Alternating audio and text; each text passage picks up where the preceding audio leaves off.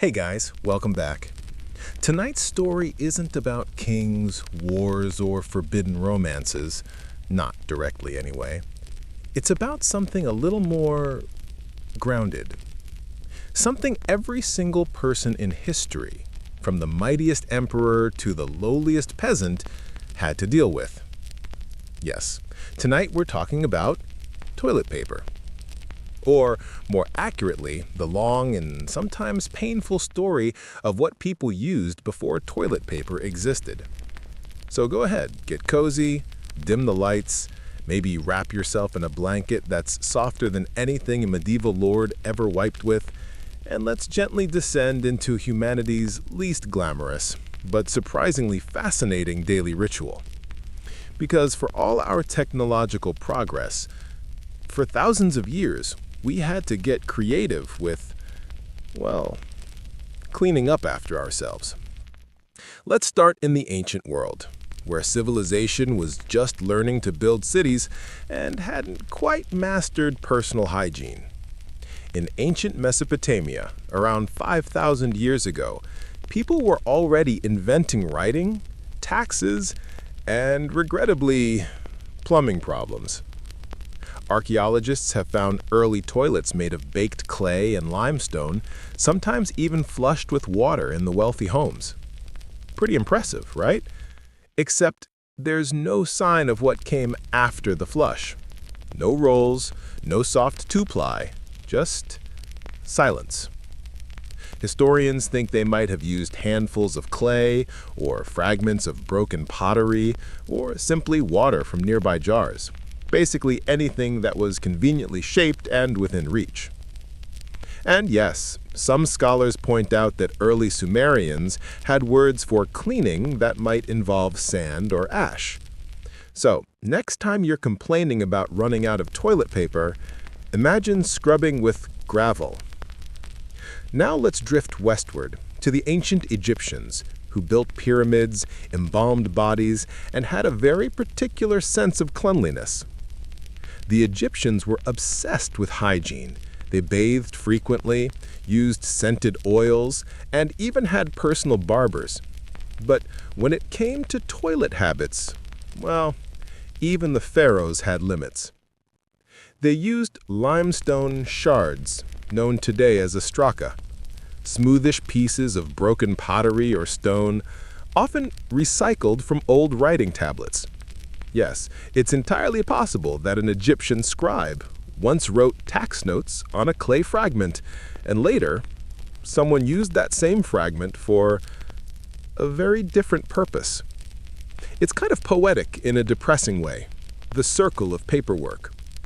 And if you were rich, you might have had linen cloths, not soft, not cheap, and definitely not something to brag about, because washing them would have been a servant's job, one that didn't make the job description, but was probably the reason most palace workers looked permanently exhausted. Meanwhile, in ancient Greece, things got slightly more philosophical, but not much cleaner.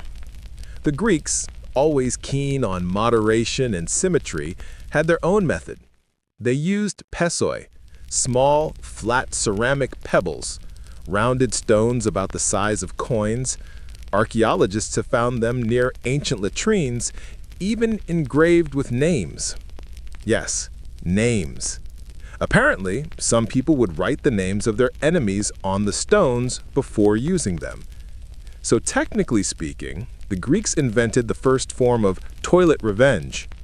You can almost hear some Athenian philosopher saying, "I wipe away my enemies," literally. It's also worth mentioning that this method had consequences. Repeatedly scraping with stone wasn't exactly gentle. Ancient Greek physicians even wrote about certain rectal abrasions, which probably weren't helped by the fact that soap didn't exist yet. So let's just say it was a rough time to be hygienic. Now let's float to ancient Rome, where engineering met overconfidence. The Romans had incredible public baths, sewers, and even toilets. Communal toilets, that is.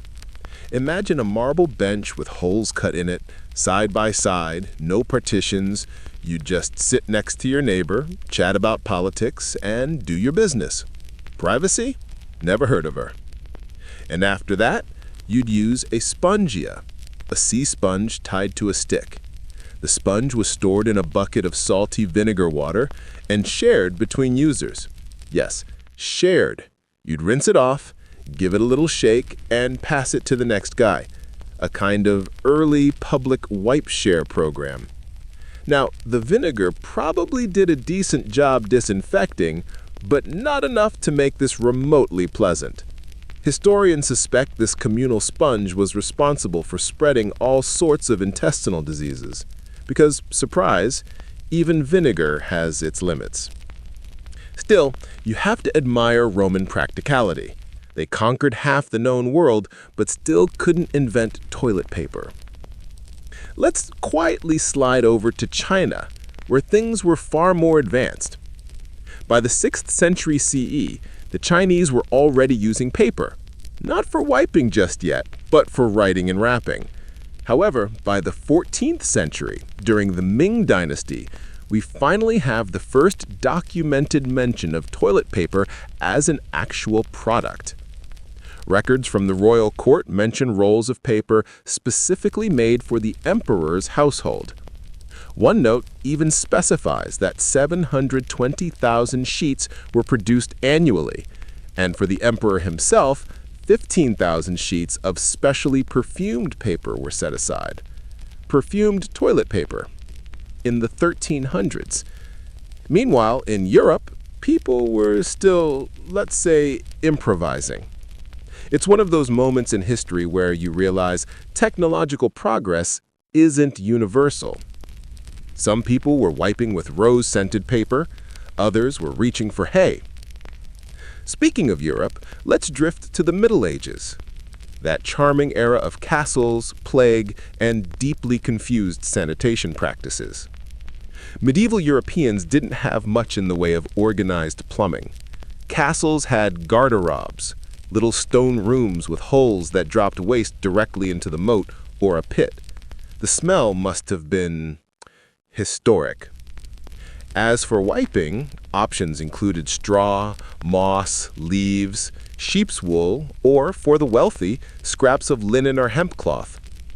Monks, in their monasteries, sometimes used pages torn from old manuscripts, which means technically some priceless medieval texts were, well, reused for personal purposes.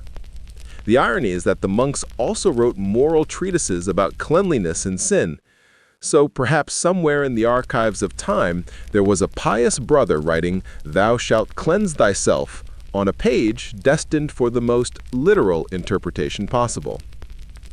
The Vikings, as you might expect, took a more rugged approach. Living in the cold north with minimal luxury, they likely used moss, wool, or snow. Yes, snow. And honestly, snow isn't the worst idea. It's clean, disposable, and probably quite effective, at least until you lose feeling in your hands. Meanwhile, across the ocean, indigenous peoples in the Americas used natural materials suited to their environments: corncobs, shells, grasses, and animal furs. Yes, corncobs. Smooth, dried, and apparently reusable. Let's take a moment to reflect on that. Because while history is full of inventions we've outgrown, like powdered wigs or leech therapy, the reusable corncob might be one of the most humbling. As centuries passed, small improvements crept in. In 18th century Europe, people began using newspapers, catalogues, or almanacs. When the Sears catalog appeared in the late 19th century, it wasn't just for shopping. Rural households often kept it in the outhouse for dual use. And then came toilet paper as we know it. In 1857, an American named Joseph Gaetti introduced Gaetti's medicated paper. Sheets infused with aloe, sold in packs, marketed as a health product. It didn't catch on immediately because people thought paying for wiping paper was absurd. It wasn't until the late 1800s that companies like Scott Paper rolled out, literally, the first rolls of perforated toilet paper.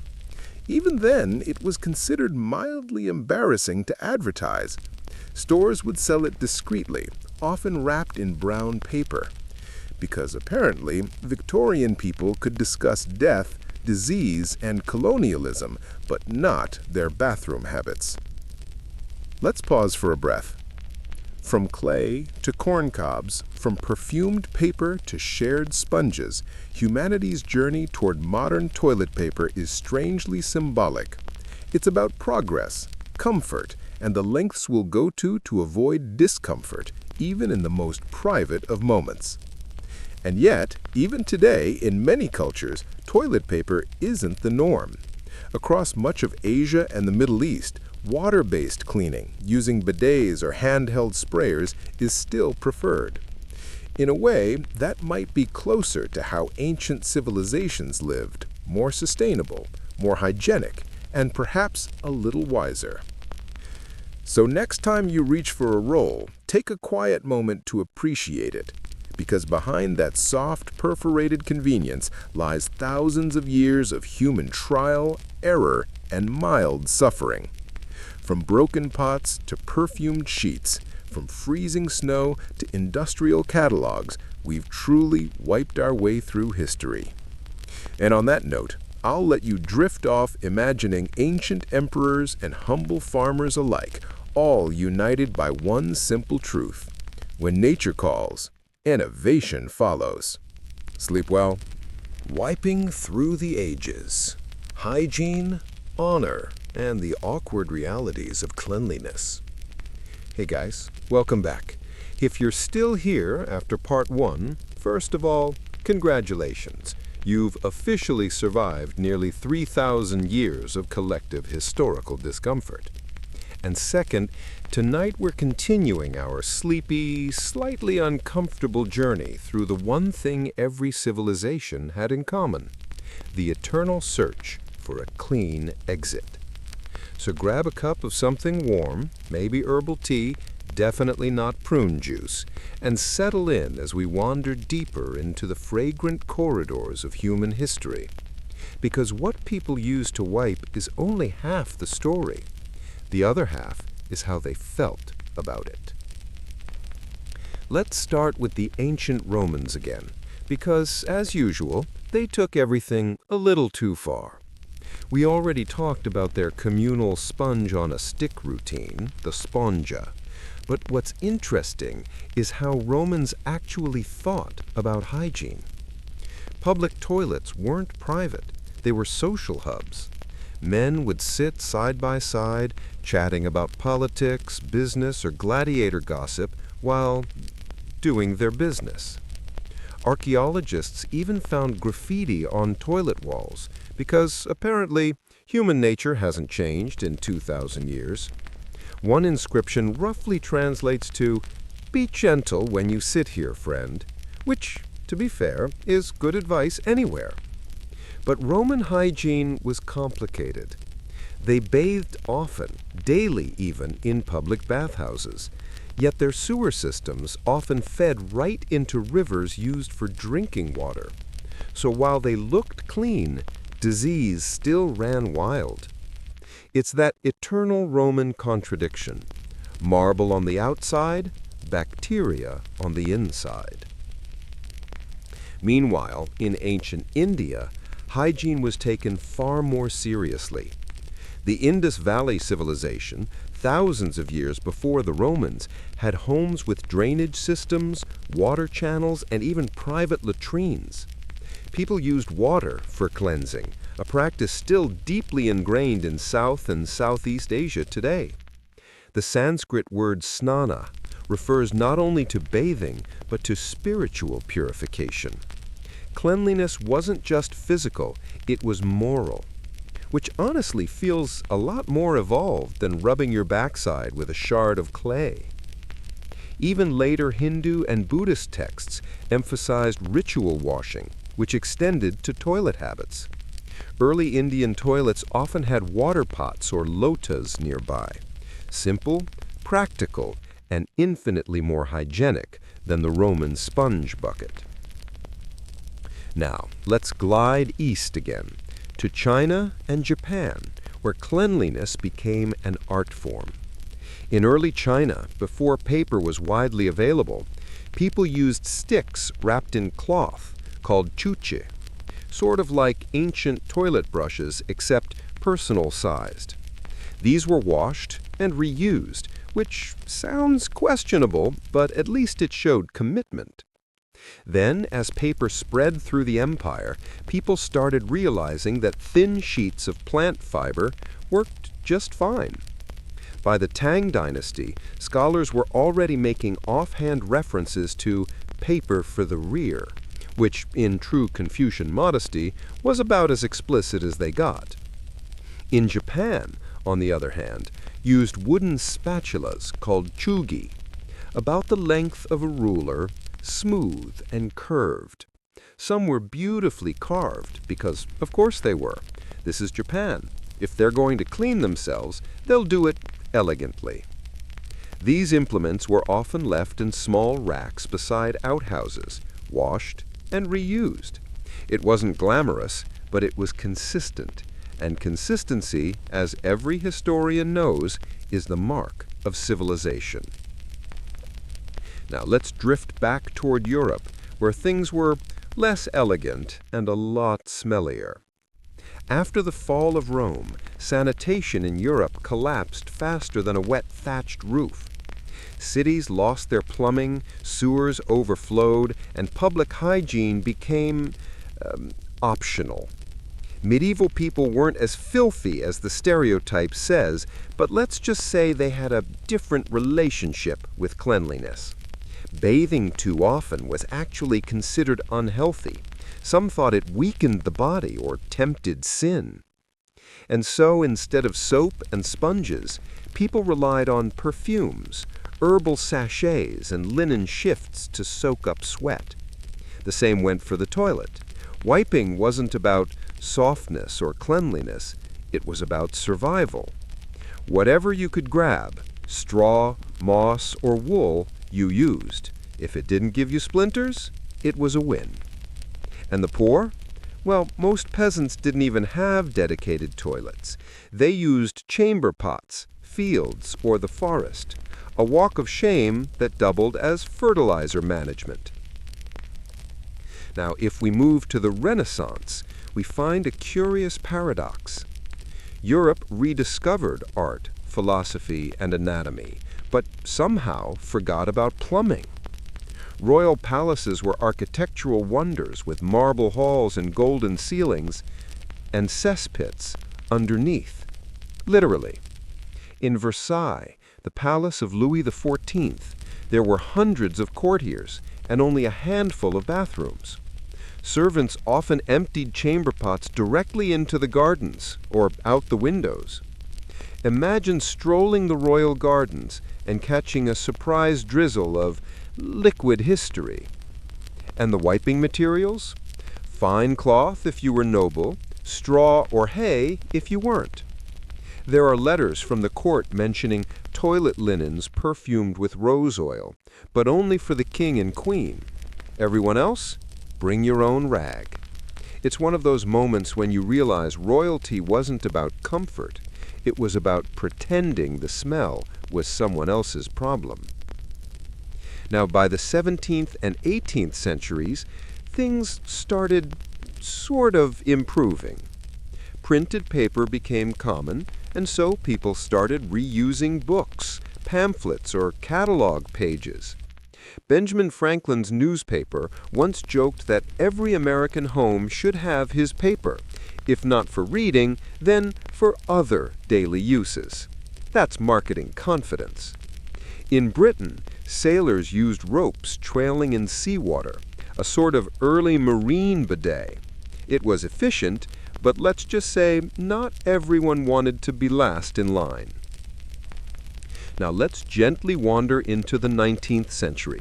the era of industrial revolution, science, and plumbing that finally started making sense. This is when toilets moved indoors, sewer systems expanded, and suddenly, wiping became a business opportunity. As we mentioned earlier, Joseph Gaetti launched the first commercial toilet paper in 1857.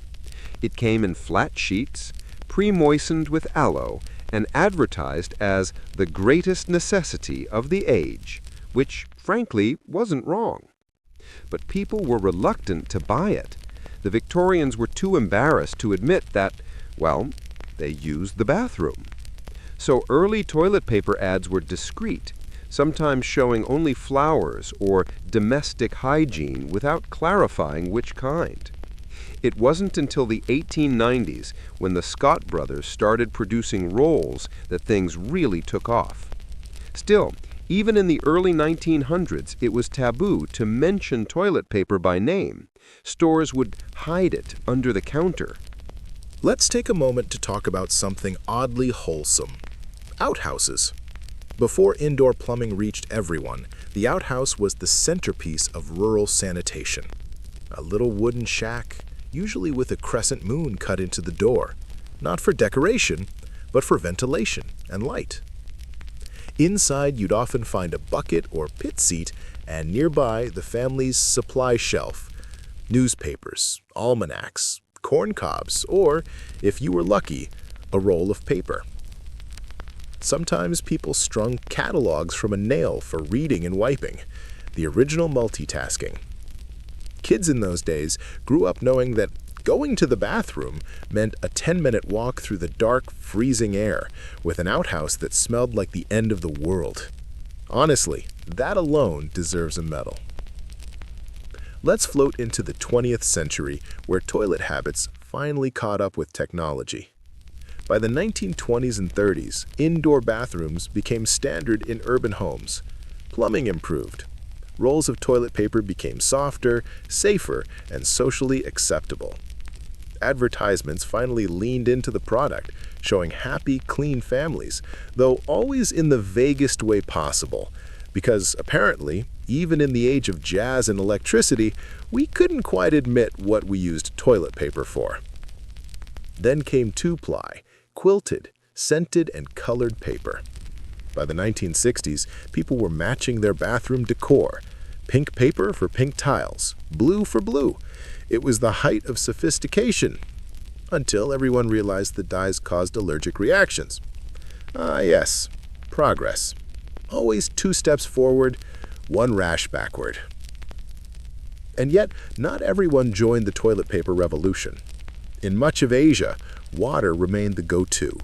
In Japan, bidets evolved into full electronic marvels: heated seats, adjustable sprays, even music to cover embarrassing sounds. While in other places, simple handheld sprayers called health faucets became the standard.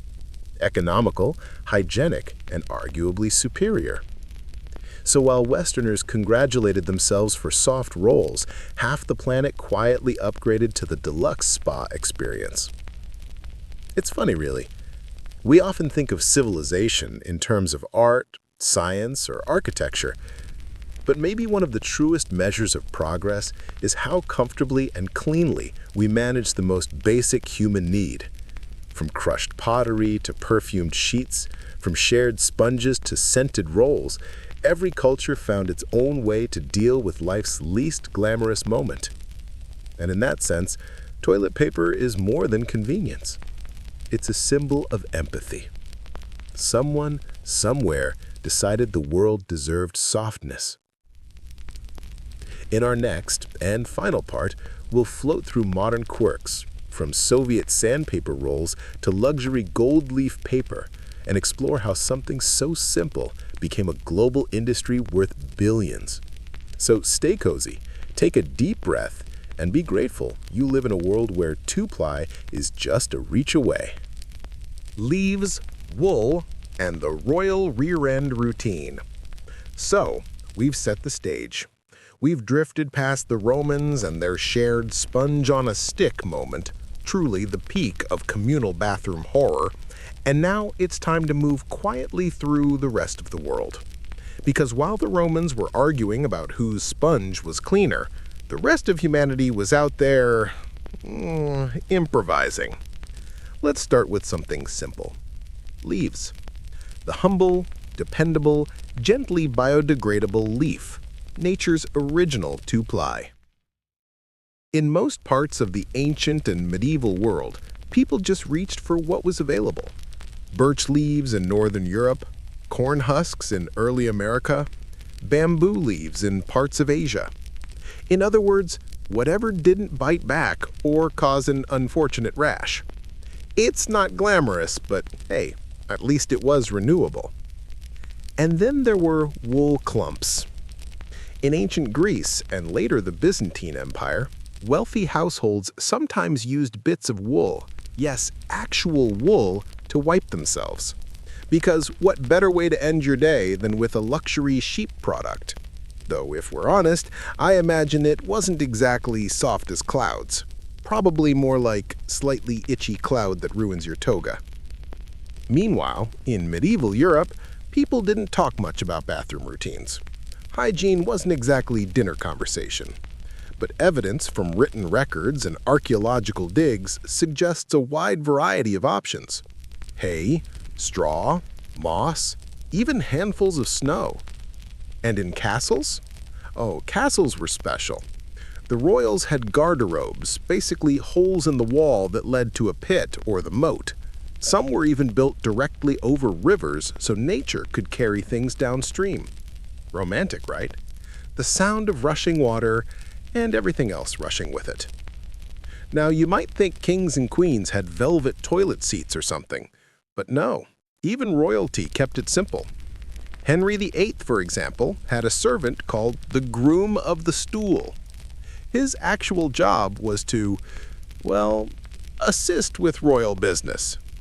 And yes, the stool in question was not a chair. That man had to be trusted beyond measure.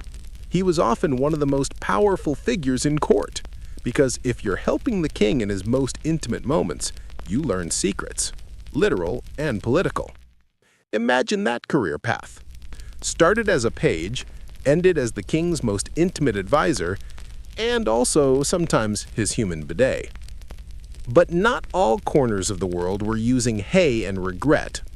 In China, for instance, paper was already a thing by the 2nd century BC, and by the 6th century AD, they were producing rough sheets of paper, sometimes bamboo fiber, for household use. By the 14th century, they were making special paper for toilet use, described in imperial records. There's even a record from 1393 that says the Chinese royal family ordered 720,000 sheets of toilet paper for the palace, and 15,000 of those sheets were for the emperor's use only, made softer and perfumed, because nothing says luxury like exclusive toilet edition. Meanwhile, Japan had something even more unusual, the chugi. It was a wooden stick, sometimes rounded at the edges, used for scraping instead of wiping. Not the most relaxing image, I know, but apparently it worked. Wooden hygiene tools were actually common across Asia, durable, reusable, and easy to clean, which is, in its own way, kind of brilliant. Minimal waste, maximum precision? Let's float west again for a moment. Over in the Islamic world, during the medieval period, people practiced what was known as istinja, washing with water after using the toilet, a far more hygienic and sensible method than just smearing things around with leaves. Clay, stones, and later cloth or paper were used only as a backup if water wasn't available. This was centuries before Europe caught on to the concept of cleanliness is good. So yes, while nobles in France were perfuming their wigs to hide the smell of the palace corridors, the rest of the world was quietly inventing cleanliness. It's funny, isn't it? The more you look back, the more you realize that civilization's greatest divide wasn't about swords or empires. It was about who had access to clean water and who didn't. Let's move forward a few hundred years, softly stepping into the colonial era, where things get even weirder. In 18th century America, settlers used whatever was handy: old newspapers, corncobs, and occasionally catalogues. The Sears Roebuck catalog, when it came around in the late 19th century, was basically America's most widely distributed toilet paper, until the company started printing on glossy paper. That was a dark day for outhouse enthusiasts. Before that, some outhouses even kept a nail on the wall to hang old papers for exactly that purpose, because in those days, nothing went to waste, not even yesterday's news. But let's drift away from wooden shacks and icy fields and back into Europe for a moment. By the Victorian era, hygiene had become a topic. Not a big one, but enough for polite conversation. Wealthy households were installing indoor plumbing, and suddenly people cared about what happened after the flush. And yet, toilet paper as we know it didn't really exist yet. People were still improvising. The French had bidets by the 1700s, which, to their credit, remains one of history's more brilliant bathroom innovations. But the rest of Europe? Still catching up. Let's take a breath here. Imagine a candlelit 1800s bathroom, cold marble floors, a porcelain bowl, a jug of water, and maybe, if you were lucky, a folded sheet of rough paper or cloth. No scented rolls, no soft layers, just practicality.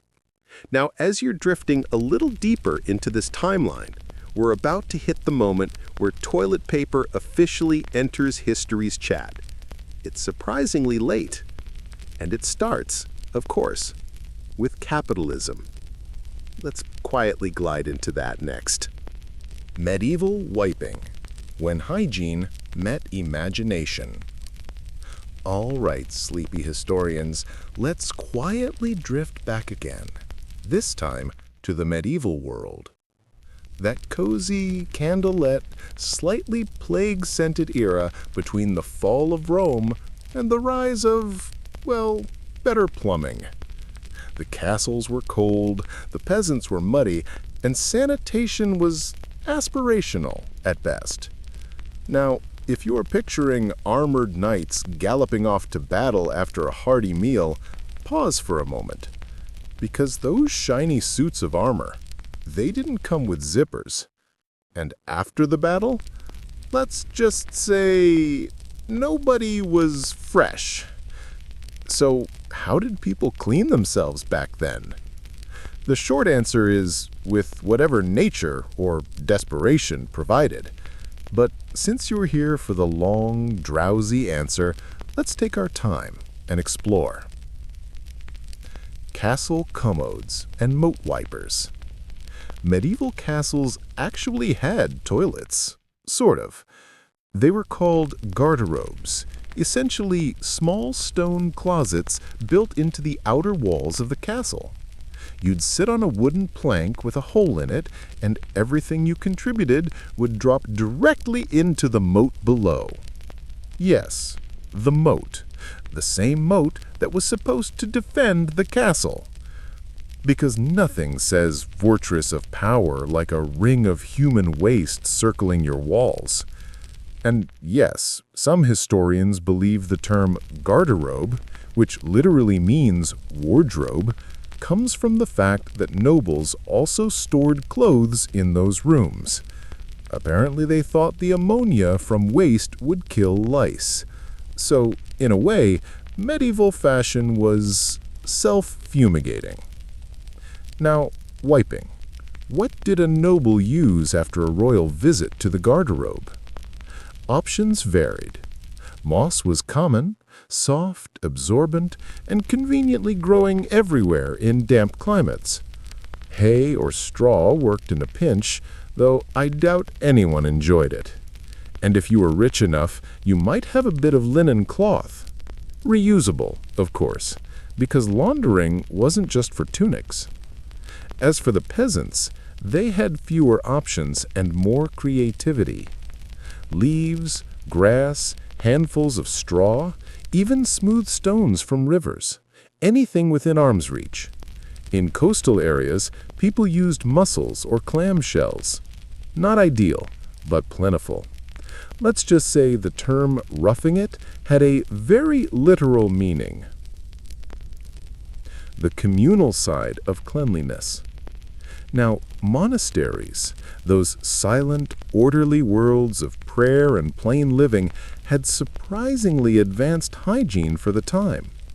Monks, especially in wealthy abbeys, often had running water systems that channeled waste away from dormitories. Still, wiping materials weren't standardized. Records mention straw, rags, moss, and in some cases, wool clumps. Wool, at least, had the benefit of being soft, until it didn't.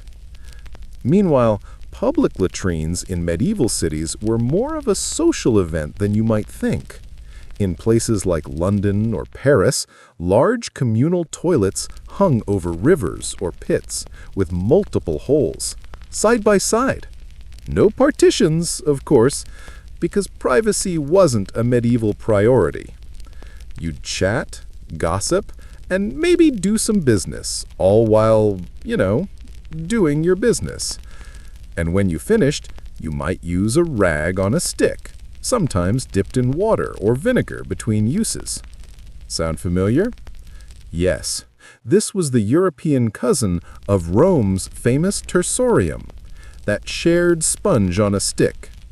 It's comforting, in a strange way, to know that humanity never truly abandons its worst ideas. It just repackages them. Rural simplicity. The peasant's toolkit. If you lived in a thatched cottage somewhere in medieval England, you probably didn't have a garter-robe. You had a pit latrine out back, or you went to the woods, in which case nature was your only supplier. A few medieval texts even mention the preferred leaves for wiping. Burdock, dock, and hazel were favorites. Large, sturdy, and, importantly, smooth. If you grabbed a nettle by mistake, well, you'd remember that for life. In colder regions, people got inventive. Snow, for example, was apparently a seasonal favorite in Scandinavia. Refreshing, yes. Comfortable? Hardly. But it did the job, and possibly woke you up faster than coffee ever could. In the Middle East and Islamic world, meanwhile, people had a far better system. They used water. A small pot or jug called a lota or ibrik was kept beside the toilet area. Water cleaning was, and still is, considered far more hygienic. It's worth noting that while medieval Europeans were rubbing themselves with bark, others were centuries ahead in hygiene science. A note on the privileged behind. Of course, royalty always found ways to make the unpleasant slightly more luxurious. In the French court, personal attendants, known as grooms of the stool, literally assisted the king during his most private moments. Yes, that was an actual title. It was considered a position of immense trust since you had to be physically close to the monarch in, shall we say, vulnerable moments. And it often led to political influence. Imagine that, rising through court ranks because you were very, very good at handing the king a towel. The English kings had them too. Records show that Henry VIII's groom of the stool, Sir William Compton, was one of his most trusted confidants. He handled not only towels, but also, allegedly, secret correspondence. Because when someone sees you at your most undignified, you either kill them or promote them. Henry chose the latter. So what did the kings and queens actually use? Soft cloth, likely linen, sometimes perfumed or treated with rose water, because royalty had to smell better than everyone else, even in the latrine. And if you think that's strange, wait until you hear about Louis XIV of France. The Sun King had an entire room in Versailles dedicated to his toilet rituals. He received courtiers there while seated on his commode, because apparently being royal meant never being off duty. So by the end of the Middle Ages, humanity had tried everything: moss, cloth, straw, snow, water, and occasionally nothing. Toileting habits were shaped by geography, religion, and wealth. But the idea of paper, that was still centuries away from catching on in Europe.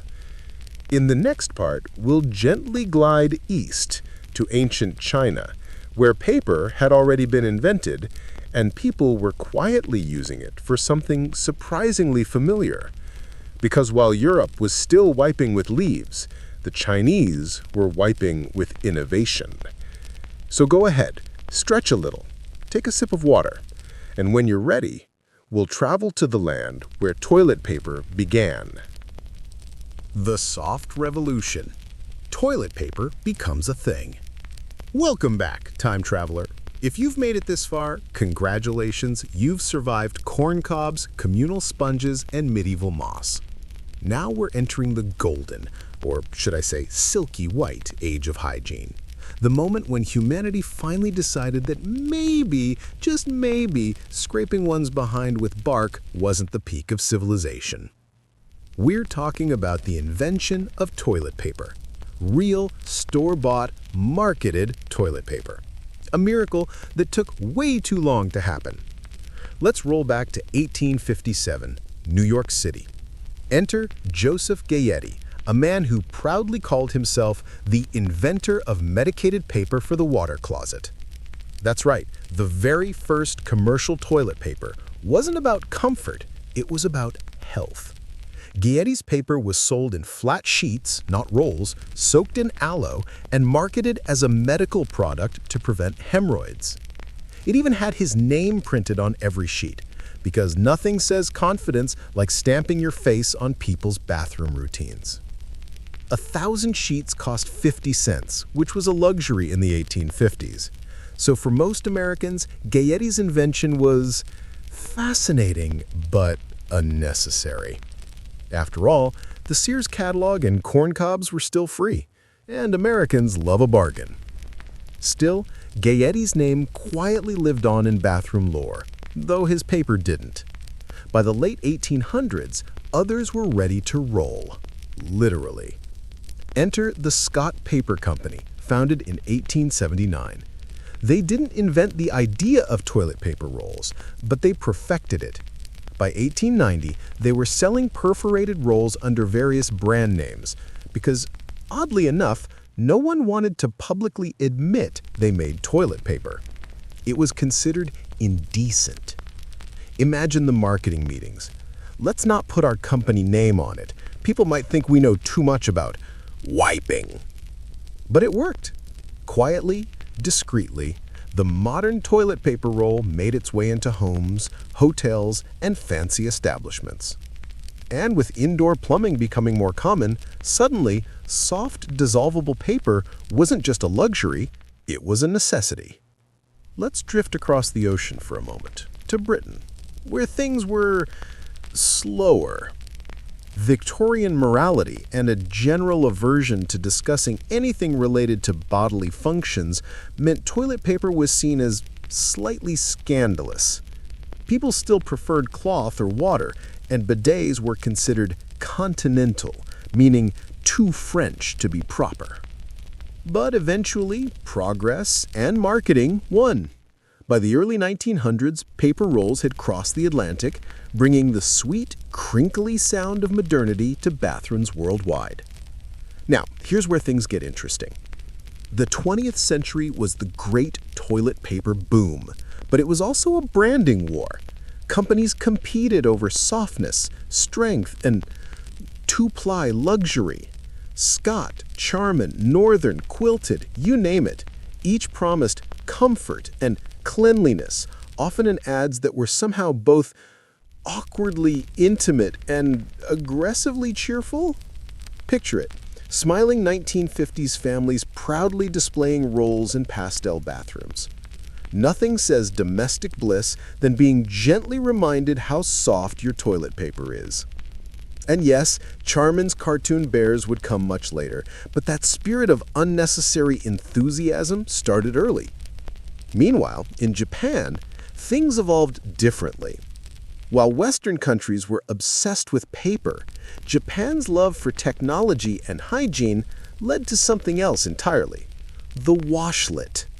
First introduced by Toto in the 1980s, it combined a toilet and bidet with heated seats, gentle water sprays, and even music for privacy. It's basically the Rolls-Royce of bathrooms, and for anyone who's ever used one, you know there's no going back. But before we float too far into the future, let's pause for a moment, because the spread of toilet paper, pun intended, wasn't universal. In many parts of the world, water remained the preferred choice. And frankly, it's more hygienic and environmentally friendly. Paper just happened to be what Western plumbing could handle. Still, the cultural divide persists. North America and Europe, team paper. Asia, the Middle East, and much of Africa, team water. And honestly, both sides think the other's doing it wrong. Let's take a gentle detour into some wartime history, because even in global conflict, toilet paper mattered. During World War II, supply shortages meant soldiers often went without it. The U.S. military even issued special ration rolls. The Navy, on the other hand, famously requested 40 rolls per sailor per month. Priorities, I guess. And yes, there were even classified memos about supply chain delays, because nothing motivates logistics officers like the threat of an entire fleet running out of TP in the Pacific. Now, in a weird twist of history, toilet paper became a symbol of prosperity. By the 1950s and 60s, having soft, perfumed rolls in your home meant you were modern, civilized, hygienic. Some stores even displayed them in rainbow colors to match bathroom decor. Imagine being able to buy lavender toilet paper to match your sink, because apparently that was once the dream. Let's drift into the modern era now, quietly, comfortably, into the age of absurd abundance. Today, we have toilet paper with aloe, lotion, bamboo fiber, and recycled pulp. We even have luxury brands that sell individual rolls wrapped in gold foil for $10 a piece. Because why not pamper your posterior? And yet, the journey hasn't ended. In recent years, as sustainability concerns rise, people are rethinking the roll entirely. Bidet attachments, reusable cloths, and even toilet paper-free households are becoming a thing again, just like in the past, but with more plumbing and fewer corncobs. So, in a way, we've come full circle. From sponges and stones, back to water and innovation. Strange, isn't it? Humanity invented fire, the wheel, flight, and yet the greatest debate of our species might still be paper or water. As you sink deeper into the calm of this thought, imagine every empire, every era, every ordinary person through time, all sharing the same quiet, universal moment of need. Kings, peasants, emperors, merchants, all equal, all humbled by nature, all reaching for something. Maybe that's the real moral of this long, winding story. Civilization isn't just measured in monuments or wars, it's also measured by what we do when no one's watching, by the little acts of daily dignity. And in that sense, the history of toilet paper is the history of being human. Messy, awkward, practical, but always somehow evolving. So, as we close tonight's journey through history's strangest hygiene habits, take a breath. Appreciate the soft roll waiting in your bathroom, and be glad, deeply, quietly glad that you weren't born in the age of moss and sponges. Good night, time traveler, and may your future always be two-ply.